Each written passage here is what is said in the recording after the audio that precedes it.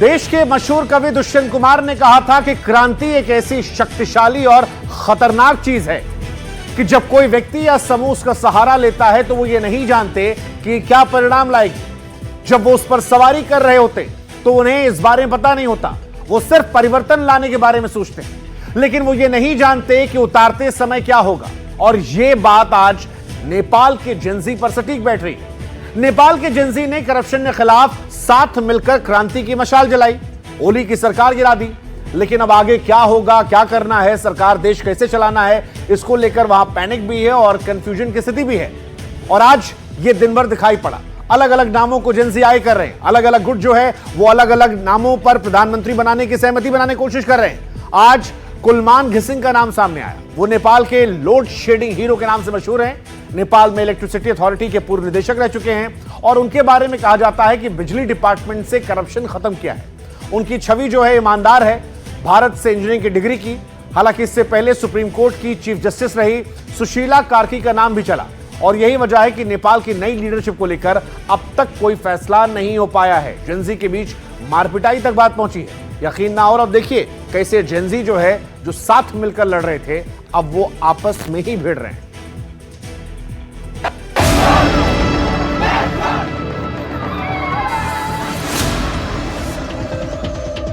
नेपाल की सत्ता उखाड़ने वाली जेनजी क्यों कंफ्यूज है?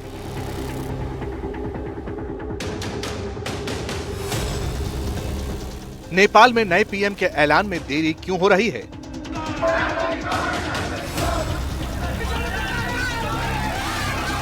क्या 13 पीएम बनाम मेरा पीएम पर भिड़ने लगे नेपाल के युवा?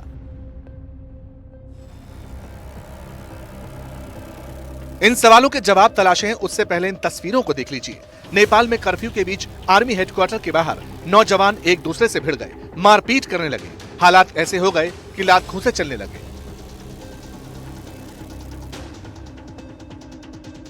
इन तस्वीरों को दूसरे एंगल से भी देखना जरूरी है, क्योंकि जिस वक्त नेपाल में शांति की राह तलाशी जा रही है, तब ये नौजवान एक दूसरे से टकरा रहे हैं। आर्मी सामने खड़ी थी, सब पर नजर थी, लेकिन युवाओं का दे दनादन जारी था। अब सवाल है कि जिन युवाओं ने ओली की सत्ता को उखाड़ फेंका, वो एक दूसरे से मारपीट क्यों कर रहे हैं? जवाब इनकी बातों से पता चलेगा। कोई कहता है कि हमें सुशीला कार्की बतौर पीएम चाहिए, तो दूसरा कहता है कि बालेंद्र शाह पीएम बने, तो कोई कुलसान खिसिंग का नाम सामने कर रहा है। Right now, what I can say for now is we need a interim government for now, for which we have proposed Sushila Karki, because she was the Chief Justice and she has always been fighting for the corruption, against the corruption. That's why right now the first thing is the interim government, the second thing is dissolving the current parliament, and the third thing is maintaining law and order in the country. अच्छा, टकराव की ये तस्वीर सड़क पर ही नहीं बल्कि media के कैमरों के सामने भी आई। जब जेनजी के नेता मीडिया के सामने अपनी बात रख रहे थे, तब इनके बीच हल्का सा टकराव देखने को मिला। एक शख्स को मंच से नीचे तक जाना पड़ा। हामी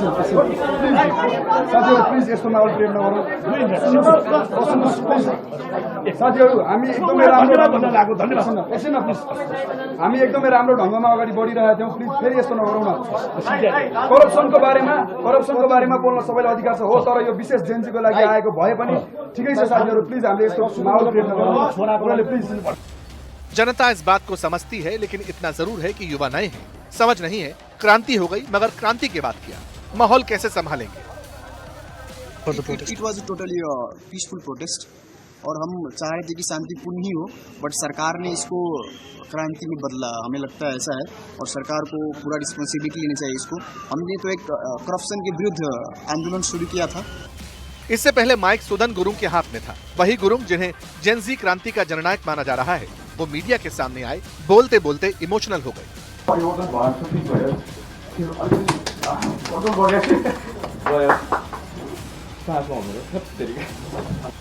अब यहाँ कुछ सवाल उठने लगे हैं।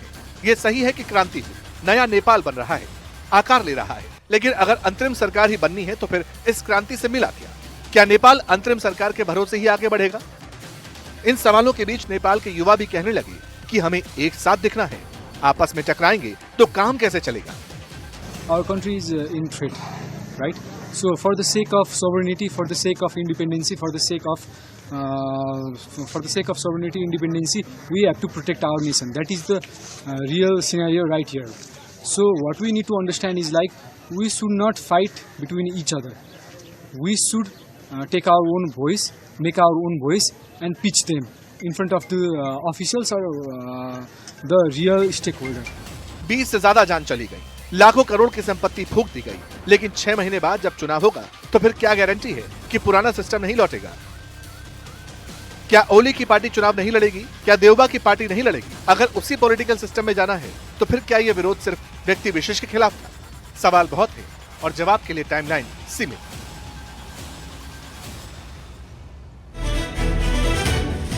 देखिए, सोशल मीडिया एक ट्रिगर पॉइंट था, लेकिन इसके पीछे जो असली कहानी थी वो थी गरीबी, करप्शन। जब नेपाल गरीबी की आग में जल रहा था, तब नेपाली नेताओं के बच्चे जो है वो ऐशो आराम और जनता के पैसे पर मौज काट रहे हैं। आज जेनजी से जुड़ा हर बच्चा, हर युवा यही इल्जाम लगा रहा है। इन्हीं आरोप के आधार पर चुन चुन कर नेपो किड्स को भी इस बार निशाना बनाया गया। नेपाल में अमीरों के आगे गरीबों की हैसियत क्या है, एक आंकड़ा हम पेश करते हैं। दरअसल नेपाल को लेकर जो रिपोर्ट आई है वो ये कहती है कि नेपाल की इकॉनमी कामगारों के भेजे पैसे पर टिकी है। कामगार नेपाल की जीडीपी का बोझ ढोते आए हैं। साल 2000 में जीडीपी में कामगारों के भेजे पैसे का 4% कॉन्ट्रीब्यूशन था। 2010 में, 2016 में ये 30% हो गया। लगातार ये बढ़ता जा रहा था। जिस अमीरी गरीबी के खाई पर आंदोलन खड़ा हुआ, उसकी इनसाइड स्टोरी क्या है, एक रिपोर्ट दिखाते हैं ताकि आप ये समझ पाएं कि नेपाल में जो बगावत भड़की वो सिर्फ सोशल मीडिया की वजह से नहीं थी, वो पहले से ही आग लगी पड़ी थी। बस जो आखिरी माचिस है वो उस फैसले लगाई जहां पर सोशल मीडिया बैक कर गया।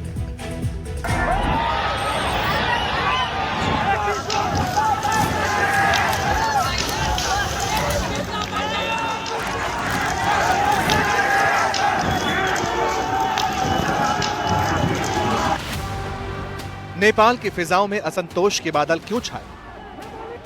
क्यों जेनजी क्रांति ने सत्ता प्रतिष्ठानों के चूल्हे हिलाए? नेपाल में रक्त चरित्र के बीच क्या अमीर बनाम गरीब के बीच गहरी होती खाई से पनपे? क्यों जेनजी क्रांति के पीछे जिस असंतोष की वजह बताई गई, उसमें भ्रष्टाचार, भाई भतीजावाद सबसे बड़ा मुद्दा बना? सवाल, नेपाल में कौन नेता कितना अमीर है? किस नेता के लाडले के पास कितनी दौलत है? नेताओं की दौलत और जेनजी के आंसुओं की इनसाइड स्टोरी समझिए।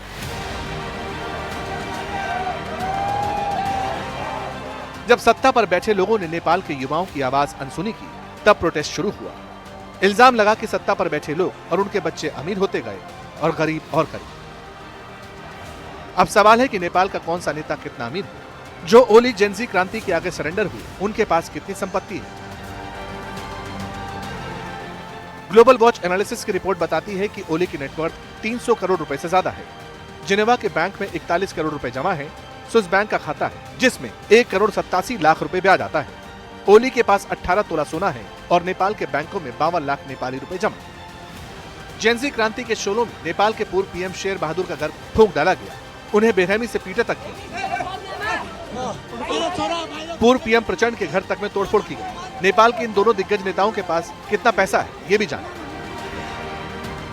भरतपुरा में प्रचंड के पास 14 कट्ठा जमीन है, एक घर है, 2 तोला से ज्यादा सोना। नेपाल के बैंकों में 25 लाख रुपए से ज्यादा जमा है। अब शेर बहादुर दौबा कितना अमीर है, इसका डाटा भी जानिए। डेडल धुरा में 57 रोपनी से ज्यादा जमीन, कंचनपुरा में 10 बीघा से ज्यादा जमीन, बैंकों में जमा है 16 लाख रुपए।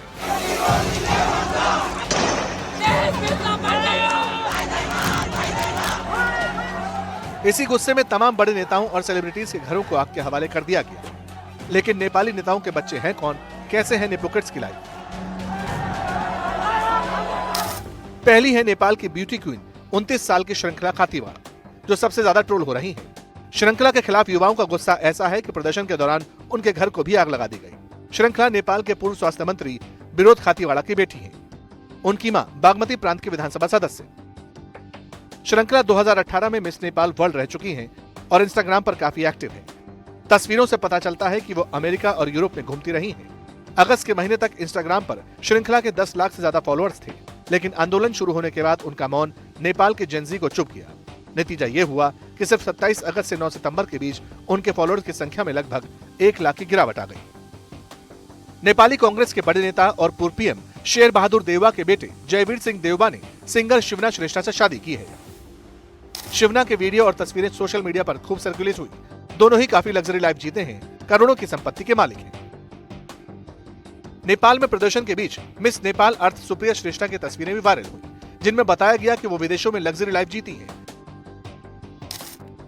श्रेष्ठा को पूर्व विदेश सचिव और राजदूत केदार भक्त श्रेष्ठा की पोती बताया जा रहा था, लेकिन उन्होंने खुद सोशल मीडिया पर बताया कि उनका उनसे कोई लेना देना नहीं। तो क्या श्रेष्ठा अपने सरनेम और लग्जरी लाइफ के चलते लोगों के निशाने पर आ गईं? नेपाल के पूर्व पीएम और कम्युनिस्ट पार्टी ऑफ नेपाल के प्रमुख पुष्प कमल दहल प्रचंड की पोती स्मिता दहल भी आंदोलनकारियों के निशाने पर हैं। स्मिता की तस्वीरें शेयर कर कहा जा रहा है कि वो लाखों रुपए के हैंडबैग लेकर चलती हैं। इन सारी तस्वीरों से इतर अब नेपाल में प्रति व्यक्ति आय का बही खाता भी समझ लीजिए। नेपाल की जीडीपी का लगभग 45.77% कर्ज में डूबा है। जीडीपी का 28% हिस्सा कामगारों का भेजा पैसा है। नेपाल की 20% आबादी अभी भी गरीबी रेखा से नीचे है। करीब 60 लाख लोग प्रतिदिन 250 रुपए से कम कमाते हैं। कुछ गैर सरकारी आंकड़ों के मुताबिक 60 लाख लोग प्रतिदिन 41 रुपए से कम कमाते हैं। अमीर और गरीब के बीच खड़ी इसी दीवार ने नेपाल में बवाल मचा दिया।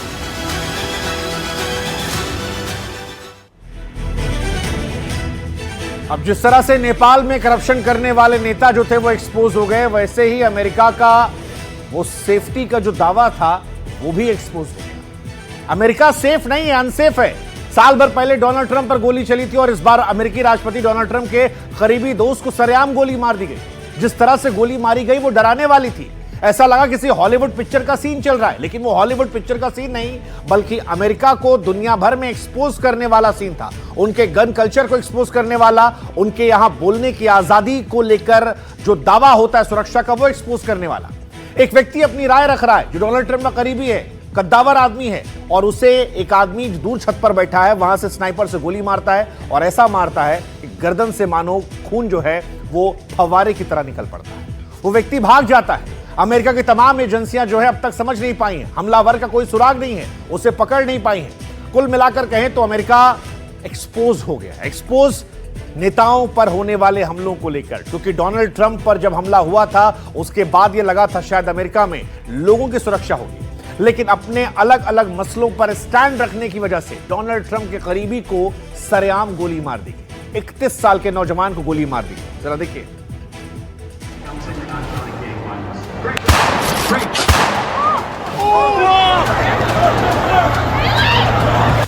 टेंट लगा था, सामने लोग बैठे थे, सब कुछ सामान्य था।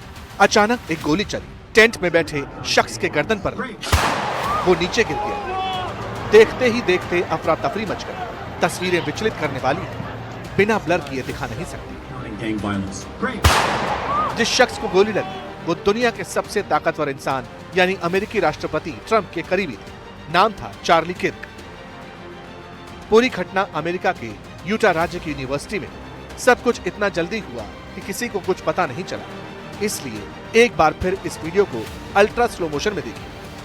पहले फ्रेम में दिखता है कि चार्ली किर्क माइक पकड़कर बैठे हैं। इसके ठीक बाद एक गोली उनके सीने से टकराती हुई दिखाई देती है, लेकिन सूत्रों के मुताबिक चार्ली किर्क ने तब बुलेट प्रूफ जैकेट पहनी हुई थी।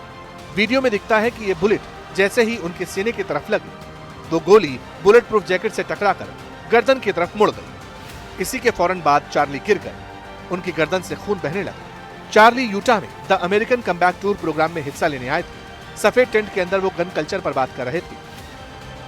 सवाल था कि क्या वो जानते हैं कि पिछले कुछ सालों में कितने ट्रांसजेंडर शूटर सामूहिक गोलीबारी में शामिल थे।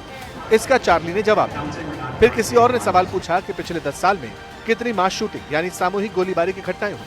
इसके तुरंत बाद गोली चली।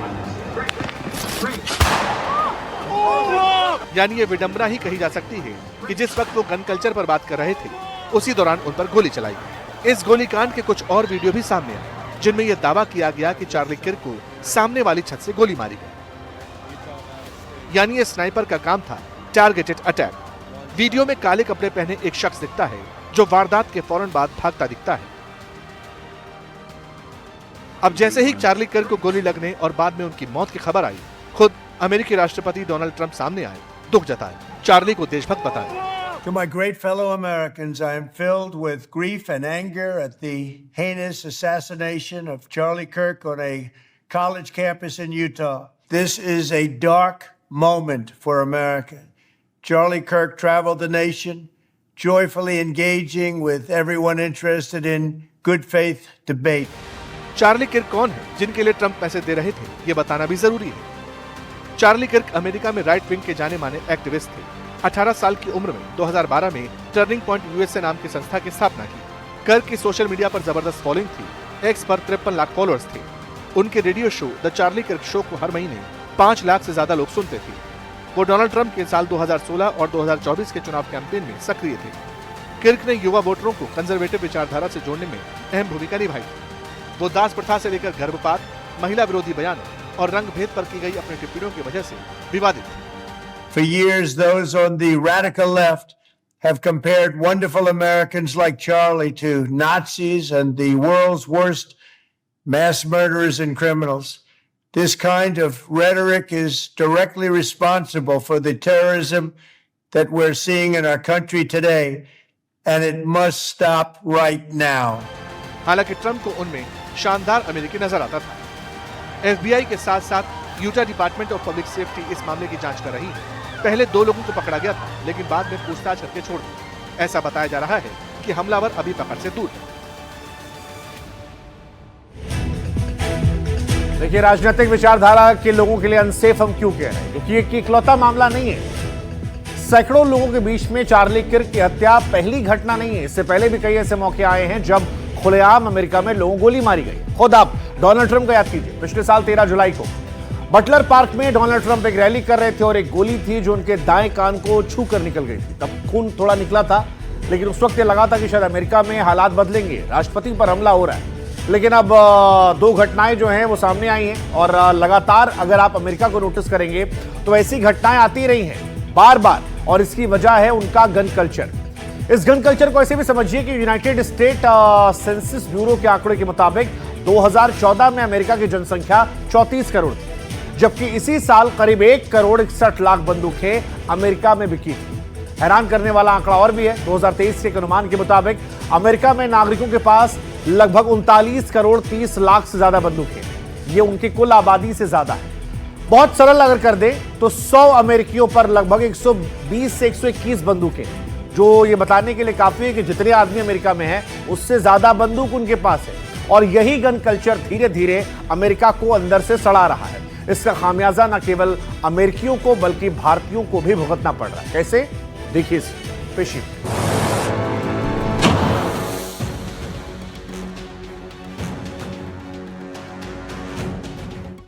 अमेरिका में गन कल्चर, बंदूकें, राइफल घर घर,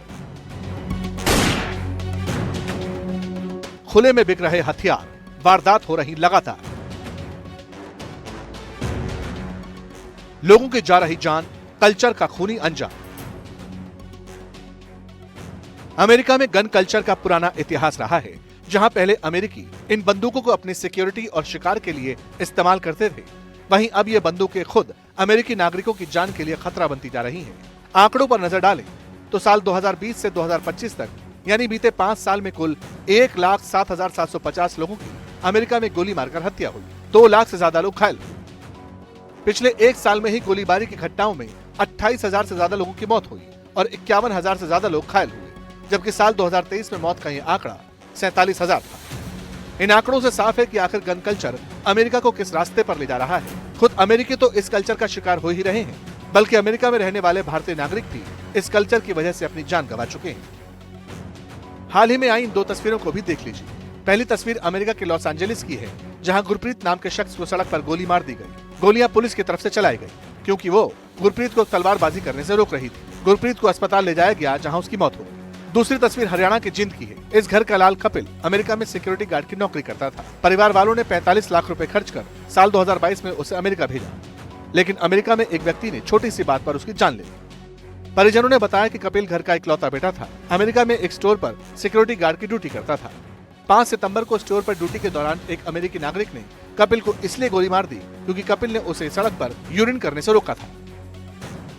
तो हमने बात चला जी, सुबह पता जी, सुबह बोले ऐसे ऐसे बात हो गई। बाथरूम कर रहा था, टॉयलेट टूले बोल रहे उन्हें गोली मार दी। फिर मैं उन्हें चले गया अस्पताल में जी। हमने तेरा कितना कितना दे हमने कोई बेरा नहीं जाना हमको।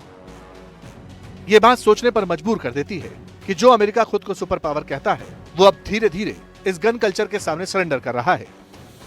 अमेरिका में गन कल्चर का मुख्य कारण वहां का संवैधानिक अधिकार भी है। संविधान में दूसरा संशोधन नागरिकों को हथियार रखने और ले जाने का अधिकार देता है। कई अमेरिकी अपनी सुरक्षा, शिकार और खेल के लिए बंदूकें रखते हैं, लेकिन अब यही बंदूकें अमेरिका में बढ़ते अपराध की वजह बन रही हैं। हैरानी की बात तो यह है कि इन बंदूकों को अमेरिका में खरीदना सिम कार्ड की तरह आसान है। ठीक वैसे ही अपना आईडी कार्ड दिखाकर, फॉर्म भरवाकर बंदूकें खरीदी जा सकती हैं। यही वजह है कि पिछले 50 साल में 15 लाख से ज्यादा लोग बंदूक से हुए हमलों में अपनी जान गंवा चुके हैं। एक बार फिर से कचहरी में आपका स्वागत है। देश में लगातार ऐसी तस्वीरें आ रही हैं जो सवालों में हैं, क्योंकि उनमें जो नारे लग रहे हैं, जिस तरीके की बात हो रही है, वो किसी भी सभ्य समाज के लिए ठीक नहीं है। और आज दोनों तरफ, मेरे दाएं और बाएं तरफ, आप ऐसी ही तस्वीरें देख रहे होंगे, लेकिन शहर शहर एक ही पैटर्न पर नारे लगना यह सवाल खड़ा करता है कि क्या कोई क्रोनोलॉजी है? कोई है जो इस देश के सौहार्द पर पत्थर मार रहा है? और है तो कौन ऐसा है जो इस देश के माहौल को बिगाड़ने की साजिश रच रहा है? कौन टकराव पैदा करना चाह रहा है? कौन शांति व्यवस्था को भंग करना चाहता है? आपसी सौहार्द को कौन मिटाना चाहता है?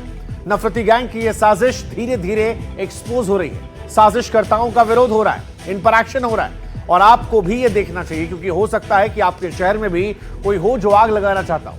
इसलिए इन तस्वीरों को देखिए और ऐसे नफरती चिंटुओं से सतर्क, सावधान रहिए।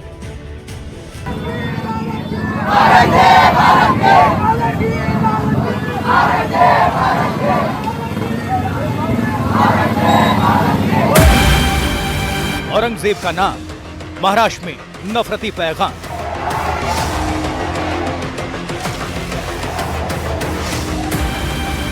हिंसा फैलाने की साजिश, सौहार्द बिगाड़ने की कोशिश।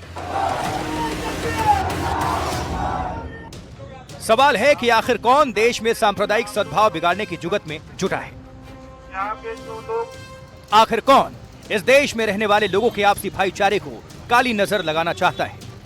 आखिर कौन शहर शहर टकराव की स्थिति पैदा कर नफरती तनाव फैलाना चाहता है? इन सवालों का जवाब जानने से पहले आपको महाराष्ट्र के धाराशिव से आई ये तस्वीरें देख लेनी चाहिए।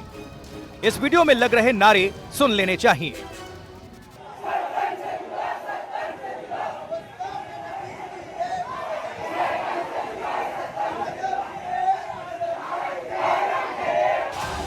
दरअसल ये तस्वीरें ईद मिलाद जुलूस के दौरान की हैं, जिसमें औरंगजेब के नारे लगाए जा रहे थे। वीडियो सामने आया तो हिंदू संगठनों ने आक्रोश जताया,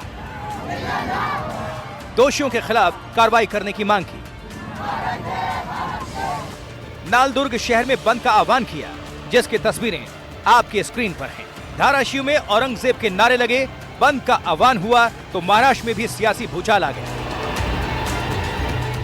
औरंगजेब का महिमा मंडन करने वालों पर मंत्री नितेश राणे बरस पडे। आमच्या या हिंदू राष्ट्रामध्ये, आमचा देश एक हिंदू राष्ट्र आहे आणि या हिंदू राष्ट्रामध्ये कोण औरंग्या, टिप्या किंवा अशा कुठल्याही जिहादी लोकांचं अगर उदारीकरण करत असेल, मोठं करत, तर त्यांच्या ढोंगणावर लात मारून पाकिस्तानमध्ये पाठवण्याची सगळे औषधं आमच्याकडे आहेत। कुछ दिन पहले ही ऐसी तस्वीरें उत्तर प्रदेश के कानपुर से भी सामने आई थी, जहां का फीलखाना थाना क्षेत्र एक सोशल मीडिया पोस्ट से गर्मा उठा था। कुछ ऐसे ही नारे कानपुर की सड़कों पर गूंज रहे थे।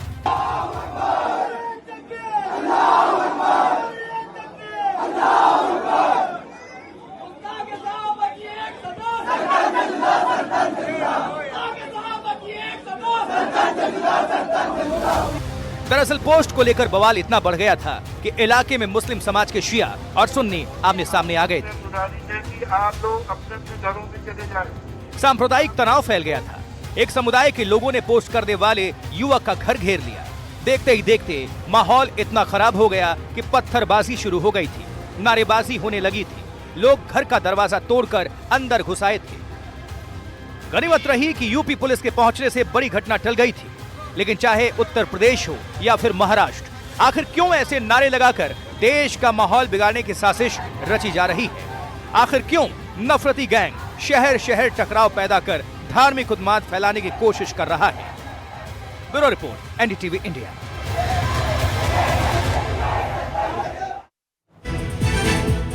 वैसे कहानी केवल महाराष्ट्र तक नहीं है, मध्य प्रदेश में भी है, क्योंकि मध्य प्रदेश से भी ऐसी खबरें आई हैं। अनंत चतुर्दशी के अगले दिन भोपाल में गणेश प्रतिमा के विसर्जन जुलूस पर पथराव होता है। इसके बाद आक्रोशित लोगों ने कुछ देर के लिए थाने का घेराव किया और इसी बीच मामले से जुड़ा एक अहम तथ्य सामने आया, जिसमें नाम मौजूदा एफआईआर में आरोपियों में है। ये बताया जा रहा है कि 1 महीने पहले इसी थाने में मौजूदा फरियादी के खिलाफ एफआईआर दर्ज करवाई गई थी। शिकायत में बताई घटनास्थल की लोकेशन शुरुआती तथ्यों से पूरी तरह मेल नहीं खाती। अब तक खंगाले गए सीसीटीवी फुटेज में पथराव दर्ज नहीं मिला। अब फरियादी ही पुलिस की जांच के घेरे में भी आ गए।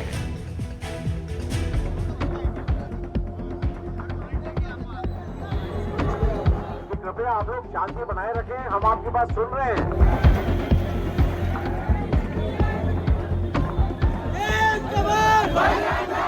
मध्य प्रदेश शांति का टापू है। यहाँ हर सनातन त्योहार बढ़ चढ़ के मनाया जाएगा और यदि उसमें कोई रोड़े अटकाएगा तो वो कोई भी हो, कैसा भी हो, उसे बख्शा नहीं जाएगा। विघ्नहर्ता के जुलूस में विघ्न बाधाएं डालोगे तो जिंदगी भर विघ्न बाधाएं भोगोगे, ऐसी हमारी तैयारी। ये बिरयानी खिलाने वालों की सरकार नहीं है। मंत्री जी, आदरणीय विधायक जी नाराज हैं। सीधे सनातन पर हमला बता दिया। मंत्रियों के बयान ऐसे जैसे किसी बड़ी साजिश का पर्दाफाश कर दिया हो। लेकिन काश पुलिस की जांच देख लेते, सीसीटीवी खंगाल लेते। पुलिस की पड़ताल और सीसीटीवी फुटेज इस कथित राजनीतिक नैरेटिव को पलटने लगे हैं। फरियादी चरण सिंह कुशवाहा ने 3 नामजद आरोपियों पर पत्थरबाजी और मूर्ति खंडित करने का इल्जाम लगाया। एफआईआर में लिखा गया पत्थर उन्हीं के हाथों से आया, लेकिन पुलिस की जांच कहती है कहानी तो कुछ और है। जिस अब्दुल हलीम को एफआईआर का मुख्य आरोपी बनाया गया, पुलिस ने उसी के सीसीटीवी से साबित किया कि घटना के वक्त वो अपनी दुकान पर था। साहिल बच्चा हिस्ट्री शीटर है, लेकिन उसी दिन उस वक्त साहिल अपने पिता और दूसरे आरोपियों के साथ अजरुद्दीन नाम के शख्स के घर के बाहर हंगामा कर रहा था। इसकी फुटेज सामने आई है। तीसरे आरोपी यासीन के खिलाफ फरियादी ने नामजद रिपोर्ट लिखाई है, लेकिन फरियादी खुद कह रहे हैं कि उन्होंने आरोपियों को घटनास्थल पर नहीं देखा।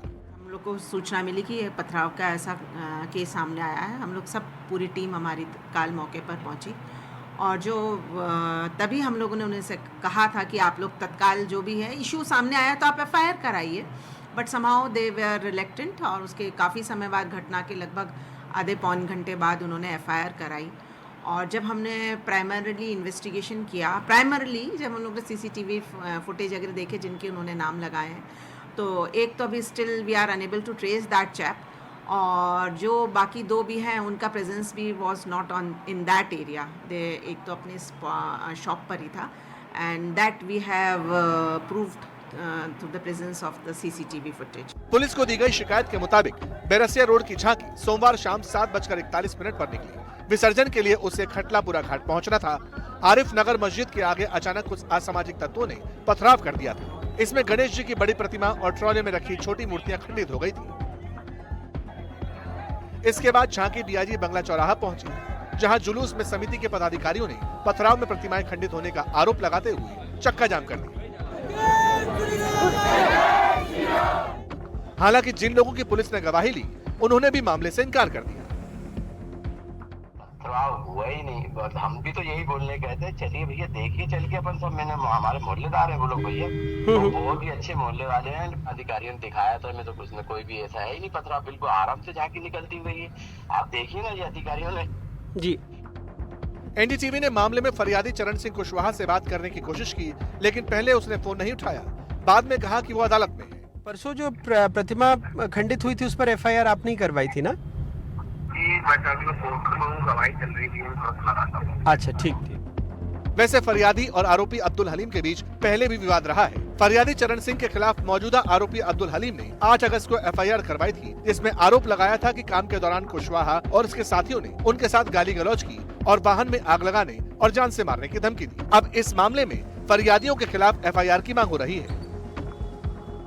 कार्रवाई उनके ऊपर होना चाहिए जिन्होंने बिना सच सामने आए एक एरिया को टारगेट करा, एक समुदाय को टारगेट करा। कमिश्नर साहब से मिलने जा रहे हैं कि उनके ऊपर कार्रवाई होना चाहिए और उन लोगों के ऊपर भी कार्रवाई होना चाहिए जिन्होंने ये झूठा इल्ज़ाम लगाया, माहौल को ख़राब करा, दंगा करने की साजिश थी और भोपाल का माहौल बिगाड़ने की साजिश करी जा रही थी। एफआईआर पर अगर ऐसा let the things come during the course of investigation, अगर इस तरह से पूरा हम लोगों के इन्वेस्टिगेशन में आएगा तो निश्चित ही है जो लीगल कोर्स ऑफ एक्शन है, we will take legal course of action. सांप्रदायिक भावनाओं को भड़काने वाले लोग, किसी भी वर्ग के किसी भी पक्ष के लोग हो, शासन प्रशासन को उन पर कड़ी नज़र रखना चाहिए। और जिस प्रकार के जब धार्मिक कार्यक्रम होते हैं तो उसके पहले उन पर नज़रबंदी होना चाहिए। और साथ में ये भी कहूँगा कि हर समाज को अपने अपने धर्म को में आस्था है, तो दूसरे समाज के धर्मों को भी सम्मान देना चाहिए। सच्चाई क्या है ये सीसीटीवी और पुलिस की जांच तय करेगी, लेकिन ये तो साफ है कि संवेदनशील मौके पर नेताओं ने बयानबाजी से नैरेटिव रचने की जल्दबाजी दिखाई। वहीं धर्म के जानकार ये भी पूछ रहे हैं कि अनंत चतुर्दशी खत्म होने के बाद श्राद्ध पक्ष में विग्रह का विसर्जन क्यों हो रहा है। अनंत चतुर्दशी के अगले दिन भोपाल के गौतम नगर इलाके में गणेश जी की प्रतिमा पर पथराव के आरोप लगे, लेकिन पुलिस की जांच में फिलहाल ये आरोप सच नहीं पाए गए हैं। हालांकि फिर भी एफआईआर तो दर्ज हो ही गई है और हम सच ढूंढने निकले हैं। तो याद आता है, जो देखता हूँ वही बोलने का आदी हूँ, मैं अपने शहर का सबसे बड़ा फसादी हूँ। भोपाल से अपने कैमरे सहयोगी रिजवान खान के साथ अनुराग द्वारी, एनडीटीवी।